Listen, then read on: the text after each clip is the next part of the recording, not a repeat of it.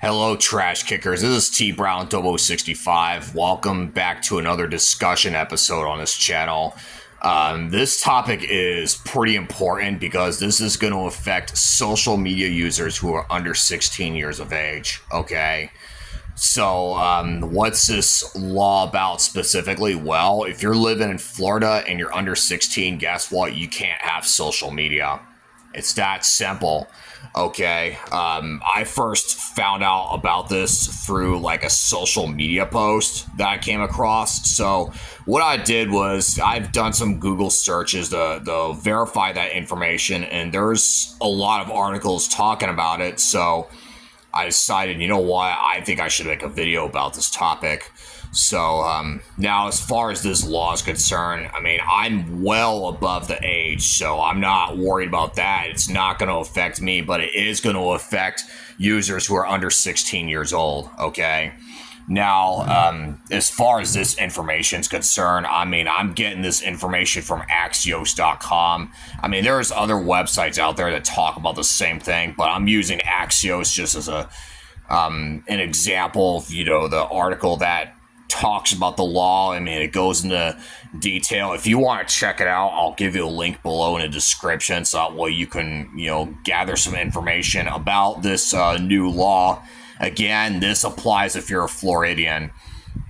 Okay, now let's go over some stuff, okay? So Florida's House passed a bill that would restrict youth access to social media by banning new and existing accounts of users who are less than 16 years of age. The Republican-backed bill, which hones in on social media's addictive features, would be one of the strictest social media restrictions in the country if passed by the Senate and signed into law by Ron DeSantis. And there's people out there who are for this bill being passed, and then there's people who are against it, okay? Now, the people who are against it, they say that, they're not sure about how the law is going to be enforced. They're concerned that, social media would have to ban users who are under 16 years of age, all across the world, okay? And also the age verification thing would also be difficult, okay?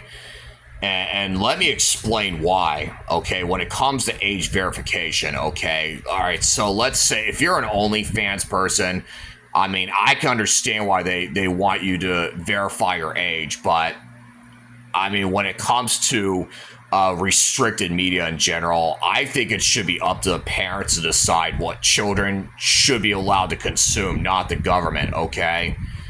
Because the parents are the ones that should be doing their jobs, okay, not the government, okay?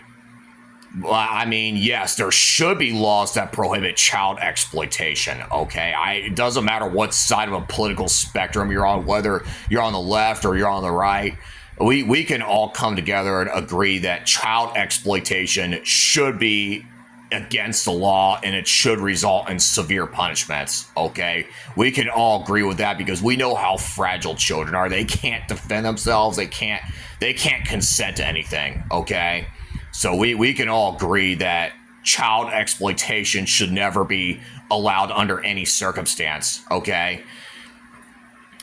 But I mean, OnlyFans and any other adult subscription websites out there, I mean, yeah, they already do age verification thing. What they do is they ask you to upload a digital copy of your ID card to make sure that you're above the legal age to access and create the said material.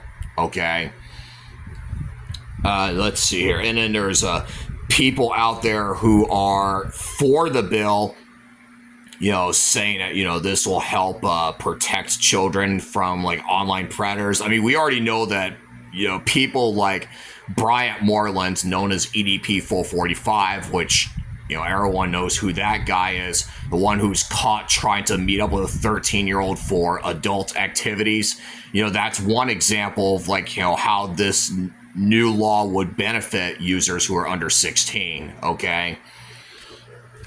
There's also people saying that this law can be beneficial because it it stops like social media companies from tracking users who are under 16 years old and collecting data on them for like marketing purposes and selling them to advertisers and stuff like that. Everybody's familiar with when it comes to data policy. Okay, every platform you go to, they collect some kind of data on you. Okay, I mean that's just the way it is. All right, they collect your device information, all that stuff. Okay. As far as my opinion about it, I'll go over that after I discuss the article. So let's continue. Okay. Legislation pertains to social media platforms that allow tracking users' activities and targeted content based on information derived from tracking. The bill also applies to platforms which here's the gist of that. Okay, basically, if it's anything to do with like where you can post content, stuff like that, that's where they place restrictions on when it comes to users who are under 16. Okay, and it comes down to privacy. Okay, I mean, we already know that if you're under 13 years old and you live in the United States, you cannot have a social media account. Okay, and because of COPPA, they're concerned about children. Okay.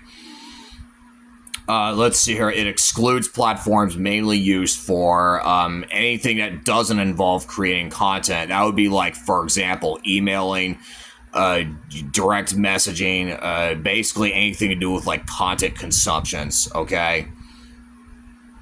And then we're gonna go over the thought bubble. This is what Axios had to say about the situation. As many parents have discovered, it's one thing to tell teens they can't use social media apps. It's another to actually stop them. And age verification for online services continues to be a tricky problem. I mean, I do have to agree with that because okay, even if you are required to upload, like, for example, not everybody has an ID card, okay? Not everybody has that. Not everybody has a credit card or anything like that, okay? So even if someone is, like, let's say they're over 16 years of age, but they don't have some kind of identification on them, well, guess what? They're not going to be able to use social media. It's that simple, okay?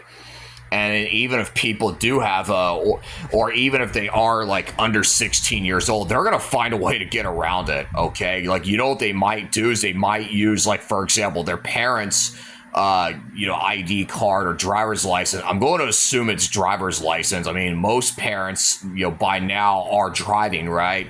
So what children will do is they'll use their parents' driver's license and they'll upload it to the system, and then use that to get around the restriction. Okay. As far as like webcams are concerned, okay, I mean, I have heard about webcams, and why that could be a problem is there's people out there who are against allowing websites to access your webcam.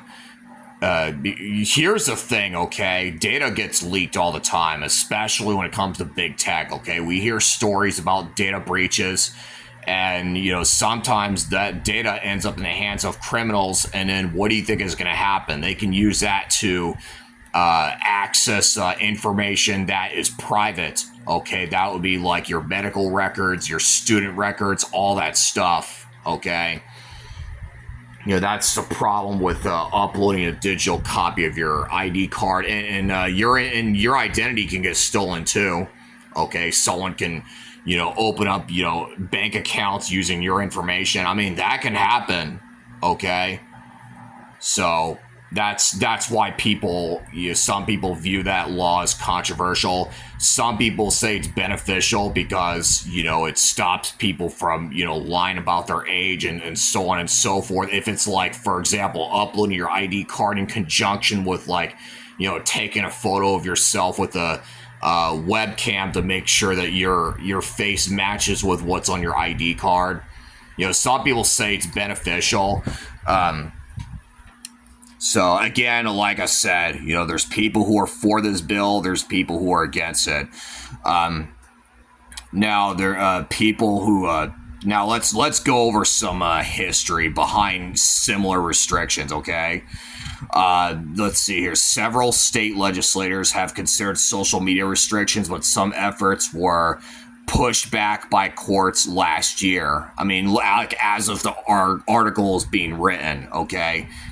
Let's go over some examples of that, okay? Federal judge blocked Montana's total TikTok ban, the first of its kind, and an age verification law in Arkansas was blocked also by federal judge. It would have required anyone under 18 to have parental permission to create an account. Here's the thing: when it comes to letting children on social media, I think it's which actually, you know what? There's more information in the article that I want to discuss before I give my take about all this stuff.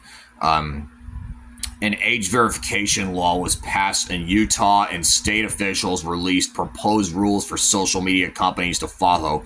They would have to choose to verify subscriber information through mobile phone, the date an account was made, facial analysis, a social security number, or matching a user's government ID to a live webcam image. Utah Governor Spencer Cox signed the first bill of 2024 legislative session to extend the deadline for the date this law would go into effect from March to October. And there's people out there who say this can, cause some threats. Experts have warned about social media's harmful effects on children, teens, and tech companies are increasingly being blamed for mental health issues in youth. On Wednesday, New York City became the first city to issue an advisory declaring social media as an environmental toxin. Now, my comment about that is, I mean, here's the thing, okay?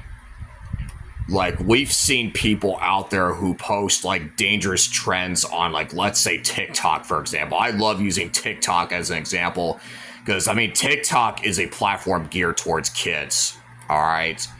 TikTok is geared towards children. And what happens, there's people out there who, what they'll do is they'll post videos themselves doing something insane to a point where if children were to imitate it, then what would happen is it might cause some serious problems. Like children may end up in a hospital or they may end up being dead, so on and so forth. Okay, it may cause children to do terrible things. Okay. As far as like this legislation is concerned regarding Florida and users under 16 who are on social media, I sort of got mixed feelings about it. I mean, I could say some good things about it, which I sort of already did in this video, and I can also say some negatives about this bill. But when it comes to, like, at the end of the day, though, I think the responsibility should be the parents. It should not be the government's job to decide what social media platforms children should be allowed on, okay? I'm okay with, like, prohibiting, children under 13 from accessing social media because of, data privacy and whatnot, but when it comes to letting kids on social media, I think and yeah, including like adult websites like OnlyFans, okay? I mean, OnlyFans, I mean, they do require you to verify your age, by, submitting your ID card, because they want to make sure that you're over 18, okay? As I said, there are some benefits and risks associated with this new bill. The benefit is it would help protect children from predators, basically, because we know that online predators are a problem. I mean, it happens all the time. People try to hook up with minors for adult activities, and which, I mean, that again, like, if I didn't say it before, that should be a sex offender registry offense, like all across the board, okay? If you're trying to meet up with a child for adult activities, then I have no respect for you. You're human garbage if you're one of those people out there. But this law can also bring some issues because, age verification thing can be difficult because, not everybody has a card, or they can use somebody else's card to try to get around the restriction, okay? So You know, that's and a webcam thing can also be security risk because you know people could gain like hackers especially, they can gain unauthorized access to your webcam and take some dirty pictures of you and post them on the internet. And if you're a person who's under 18, that's something you should watch out for because technically that would be child pornography. And again, like I said, that stuff should be illegal. But anyways, but when it comes to deciding what, again, like I said, the government should not, you know, they should not decide what children should be allowed to consume. It should be up to the parents. And I also hate the excuse that people bring up and say, oh, well, think of the kids, you know, stuff like that, which I may not have brought it up in my previous discussion videos. But the problem I have with the think of the kids cliche is that it sounds to me like they're advocating for parents who fail to do their job as parents. Okay, you know, I think it should be up to. It's like, for example, what you know, disallowing children from watching R-rated movies. Okay, having a law in place to prohibit children from watching R-rated movies, I think, is a terrible idea because I mean that hinders free expression. It should be up to the parents. The parents are the ones that should do their jobs. If they want to let their kids watch R-rated movies, then let the parents do it. Okay. You know, if parents want to, you know, let their kids watch porn, even though I think parents would be against that, but if parents want to let their kids watch adult material, then let the parents do it. Okay. So, like, when it comes to media restrictions, I mean, all that stuff should be handled by the parents, not the government. Okay. The government should not be involved in that kind of stuff. It sounds to me like they're trying to, you know, do stuff in favor of incompetent people who fail to do their jobs, and that's the stuff that I'm against. So, anyways, this is TBrown0065 signing out. Make sure you subscribe for more awesome content, and I'll see you all again soon.